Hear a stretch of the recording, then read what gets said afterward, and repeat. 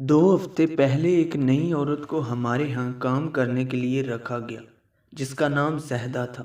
میں پچھلے 3 دن سے نوٹ کر رہا تھا کہ زہدہ اپنے ساتھ ایک نوجوان لڑکی، جو بظاہر خوبصورت اور صحت مند بھی تھی، اسے لاتی اور باہر لان میں درخت کے سائے میں درخت کے ساتھ ہی باندھ کر صفائی کرنے لگتی تھی، اور جب باہر والی صفائی ختم ہو جاتی تو اٹھ کر اس نوجوان لڑکی کو کھولنے کے بعد پانی والے تل پر لے جاتی اور اس نوجوان لڑکی کے ہاتھ پیر دھونے کے بعد پھر اپنے ہاتھ پیر دھوتی تھی، اور نوجوان لڑکی کے کپڑے جھاڑنے کے بعد گھر کے اندرونی حصے میں آ جاتی اور بیٹی کو دروازے کی اندر والی سائیڈ پر باندھ کر کام کرنے لگتی تھی۔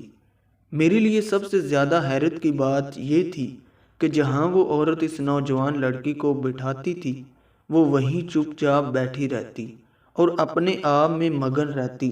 پتہ نہیں پھر بھی کیوں آنٹی زیدہ اسے باندھ کر رکھتی تھی۔ آخرکار آج میں نے آنٹی زیدہ سے اس نوجوان لڑکی کو باندھ کر رکھنے میں حکمت کے بارے میں پوچھ لیا، مگر جب آنٹی نے مجھے سب کچھ بتایا تو میرے رونگٹے کھڑے ہو گئے۔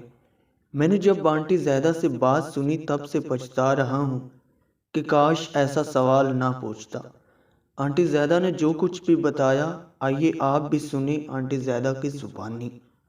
آنٹی زیدہ نے بتایا کہ میرے شوہر ایک بس میں کنڈکٹر تھے اور ایک حادثے میں وہ فوت ہو گئے۔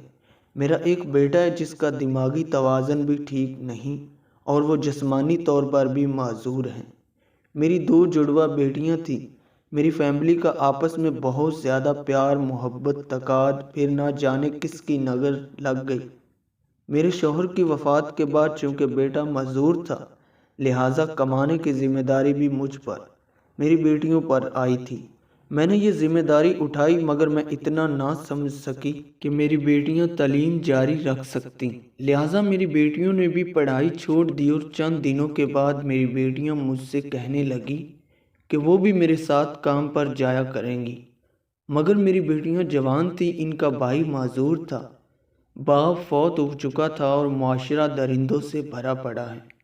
لہٰذا میں نے بیٹیوں کو سمجھا لیا کہ آپ کوئی اور اچھی ملازمت ملے گی تو کر لینا، یہ کام آپ کے کرنے والا نہیں ہے۔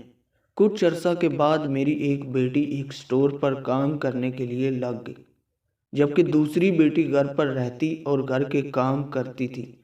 چونکہ گھر میں اب ہم دونوں ماں بیٹی کی کمائی آ رہی تھی، لہٰذا گزارا ابھی بہت اچھا ہو رہا تھا، مگر تقدیر کو ہم سے ایک اور امتحان لینا تھا۔ میری بیٹی جہاں پر کام کرتی تھی، وہاں کسی وڈیرے کا ایک بگڑا ہوا بیٹا بھی کام کرتا تھا، جس کا دل میری بیٹی پر آ گیا تھا۔ میری بیٹی کو اپنی حیثیت آبرو کا اچھی طرح اندازہ تھا۔ اس بگڑے ہوئے لڑکے کے لاکھوں لالچ دینے کے باوجود بھی جب میری بیٹی نے انکار کر دیا اور تنگ آ کر مجھے بتا دیا، تو پھر میری بیٹی جہاں پر کام کرتی تھی، میں نے وہاں کی انتظامیہ کو جا کر سارا ماجرا بتا دیا، اور پھر انتظامیہ نے اس لڑکے کی سٹور میں انٹری بند کر دی۔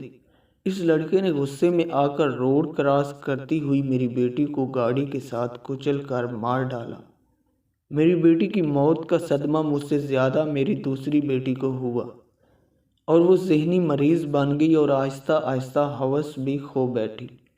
میں نے قانونی کارروائی کی کوشش کرنا چاہی، مگر پولیس کے بقول غلطی میری بیٹی کی تھی، لہٰذا اگر میں قانون سے مدد لیتی تو جرم ٹھہراتی اور مجھے جرمانے کے علاوہ سزا بھی ہو جاتی۔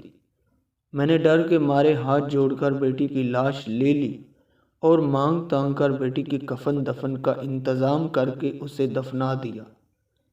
آنٹی بات سنا کر رونے لگی اور میری بات سن کر اور ریاست جاری رکھ سکتی، لہٰذا میری بیٹیوں نے بھی پڑھائی چھوڑ دی، اور چند دنوں کے بعد میری بیٹیاں مجھ سے کہنے لگی کہ وہ بھی میرے ساتھ کام پر جایا کریں گی، مگر میری بیٹیاں جوان تھیں اور ان کا بھائی معذور تھا، باپ فوت ہو چکا تھا اور معاشرہ درندوں سے بھرا پڑا ہے۔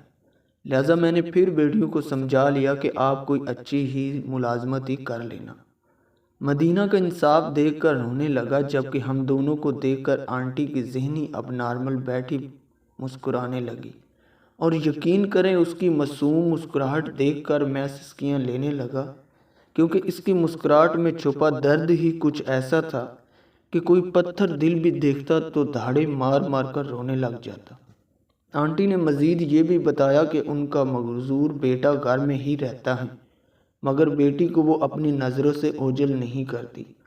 آنٹی کہتی ہیں مجھے لگتا ہے کہ جب میں اپنی دوسری بیٹی کو بھی آنکھوں سے دور کروں گی تو کوئی درندہ اس کی عزت بھی تار تار کر دے گا، اور اگر نہ کر سکا تو دوسری بیٹی کی طرح جان سے مار دے گا، اور دوسری بیٹی کو کھونے کے بعد بھی میں بیٹی کے ساتھ مر نہیں سکوں گی، کیونکہ معذور بیٹے کے لیے زندہ رہنا میری مجبوری بن جائے گی، لہٰذا جب تک میری سانسیں چلتی ہیں تب تک میں اب کوئی اور اولاد نہیں کھونے دے سکتی۔